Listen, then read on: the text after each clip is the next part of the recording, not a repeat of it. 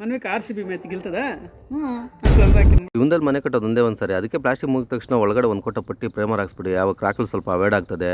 ಆಯ್ತು. ಆಮೇಲೆ ಅಂದಂಗೆ ಇವತ್ತು ಕೆಲಸ ಬಂದ್ಬಿಟ್ಟು ನಮ್ಮವರೆಗೆ ಗಾರೆ ಕೆಲಸದವರು ಸಿಮೆಂಟಲ್ಲಿ ಗಲೀಜೆಲ್ಲ ಇರ್ತದೆ. ಫಸ್ಟ್ ಅದು ಗಲೀಜೆಲ್ಲ ನೀಟಾಗಿ ಬ್ಲೇಡಾಗಿ ಕ್ಲೀನ್ ಮಾಡ್ಕೊಂಡು ಎಷ್ಟೆಲ್ಲ ಉಡಿಸ್ಬೇಕು, ಇಲ್ಲಾಂದ್ರೆ ಪಟ್ಟಿ ಸರಿಯಾಗಿ ಇಡಲ್ಲ. ಒಂದು ಸಾರಿ ಏನೋ ಬೆರೆಸ್ಕೊಂಡು ಪಟ್ಟಿ ಮಾಡ್ತಾಯಿದ್ರಿ, ನೆಕ್ಸ್ಟ್ ಸಾರಿ ಕರೆಂಟ್ ಹೋಗಿದ್ದು ಕಾದು ಬರಲೇ ಇಲ್ಲ. ಎಷ್ಟೊತ್ತಾದ್ರೂ ಕರೆಂಟ್ ಬರಿಲ್ಲ, ಆಮೇಲೆ ಗೊತ್ತಾಯ್ತು ಇಡೀ ದಿನ ಎಲ್ಲ ಬರಲ್ಲ ಅನ್ಸರಿ ಅಂದ್ಬಿಟ್ಟು ನಾನು ತುಂಬ ದಿವಸ ಆಗಿದ್ದು ಆಟೋನಾಗ ಹೋಗಿ. ಇವತ್ತು ಹೋಗಿದ್ದು ನಾವು ವಾಲ್ಮೀಕಿ ಭವನ ಹತ್ರ ಇರೋ ಕಡಪ ಕಲ್ಲುಗಳು ಅಂಗಡಿಗೆ. ಸರಿ ಅಂತ ಹೇಳ್ಬಿಟ್ಟಿದ್ದೆ, ನಾವು ಕಡಪ ಕಲ್ಲು ಒಂದು ತಗೊಬರ್ಬೇಕಾಗಿತ್ತು. ನಾನು ಲಾಲಿಗನ್ ಇಬ್ಬರು ಹೋದ್ರೆ ಆಟೋನಾಗ. ಅಲ್ಲೇ ರೋಲ್ ರಾಯಿ ಎಲ್ಲ ಇತ್ತು.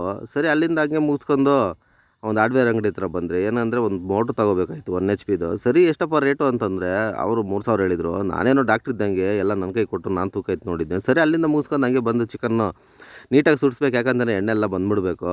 ಸರಿ ಸಣ್ಣ ಸಣ್ಣದಾಗಿ ಪೀಸ್ಗಳು ಹೊಡ್ಸ್ಕೊಂಡು ಅಲ್ಲಿಂದ ಮನೆಗೆ ಬಂದರೆ, ಸರಿ ಹಂಗೆ ಮುಂದೆಗೆ ಬರೋಷ್ಟೊಳಗಾಗಿ ತಾಟ್ಲಿಂಗ್ಲಿದ್ವು ರೋಡ್ ಪಕ್ಕದಾಗ. ಏನೋ ತಿನ್ನೋಣ ಅಂತ ಹೋದ್ರೆ ಏನು ಅದ್ರ ಮ್ಯಾಗ ನೊಣಗಳೇ ಇರಿಲ್ಲ. ಸರಿ ಅಂತ ಹೇಳ್ಬಿಟ್ಟು ನಾನು ಒಳಗಡೆ ಇರೋದು 2 ಆರಿಸ್ಕೊಂಡು ಮನೆಗೆ ಬಂದೆ. ನಮ್ಮ ಬ್ಯಾಟ್ಸ್ಮನ್ ಅನ್ನೋಷ್ಟೊಳಗೆ ಕಾಯ್ತಾ ಇದ್ನು. ಸರಿ ಸೂಪರ್. ಏನಪ್ಪ RCB ಗೆಲ್ತದ ಕರೆಕ್ಟ್ ಕೇಳೋ. ಸೂಪರ್ ಅದ ಬಾ,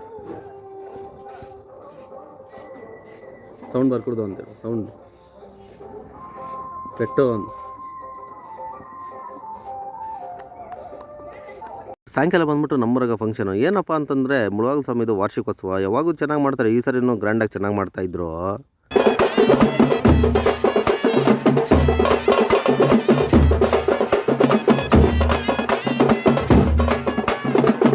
ನಮ್ಮ ಬ್ಯಾಟ್ಸ್ಮನ್ಗೆ ಟಮ್ಟಿಂಗ್ ಸೌಂಡ್ ಅಂದರೆ ತುಂಬ ಇಷ್ಟ. ಅದಕ್ಕೆ ನಾನು ಬರೋಕ್ಕೆ ಮುಂಚೆ ಅವ್ರ ತಾತನ ನಿಂತಾಕೊಂಡು ಹೋಗ್ಬಿಟ್ಟು 12 ಗಂಟೆ ಆದರೂ ಮನೆಗೆ ಬಂದಿಲ್ಲ. ಪ್ರೋಗ್ರಾಮ್ ಏನೋ ಚೆನ್ನಾಗಿ ನಡೀತಾ ಇತ್ತು. ಕಿಲ್ಕುದ್ರು ಗಾಡಿ ಬೊಂಬೆಲೇನೋ ಡ್ಯಾನ್ಸ್ ಏನೋ ಸೈಕಾಗಿ ಆಡ್ತಾಯಿದ್ರು. ಆ ಡ್ಯಾನ್ಸ್ ನೋಡೋರು ನಮಗೂ ಆ ಬೊಂಬೆಗಳು ಮತ್ತು ಇವರು ಅವ್ರ ಕಾಮಿಡಿ ಎಲ್ಲ ಚೆನ್ನಾಗಿ ಸೂಪರಾಗಿ ಮಾಡ್ತಾಯಿದ್ರು. ಆಮೇಲೆ ಗೊತ್ತಾಯಿತು ಈ ಬಿಸಿನಾಗ ಅದು ಹೆಂಗೆಲ್ಲ ವೇಷ ಹಾಕೊಂಡು ಅದು ಹೆಂಗಿರ್ತಾರೆ ಏನೋ ಪಾಪ ಅಂತ.